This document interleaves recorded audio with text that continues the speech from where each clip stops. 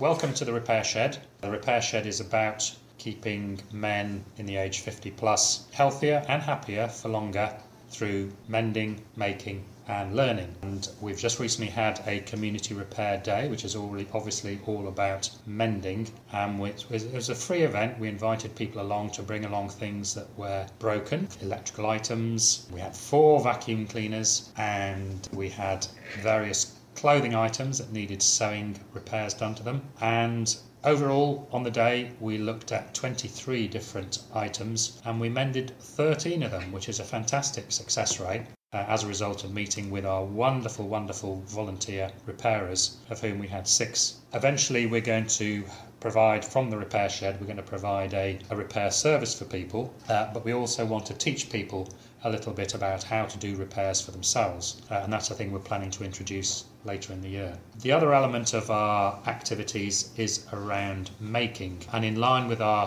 keen green credentials and our environmental interest in preventing waste, we're taking surplus materials and we're making them into things which can be used. The obvious example is taking wooden pallets, which would possibly end up in landfill, and we've made them into tables, candle holders and keeping kitchen utensils in and things like that. So we're getting a little bit beyond the basic bird boxes. We're moving into things that people could use in the house, things people could use in the garden. And as we go along, the group of us in the Repair Shed, we're not all men, but we're all pretty much 50 plus age group, and we have a couple of women who are involved. They're very keen on repairing and making stuff and doing DIY, and we're all learning. Initially we're all learning from each other, so that I have an interest in woodworking, other people know about electrics, somebody else knows about using a sewing machine.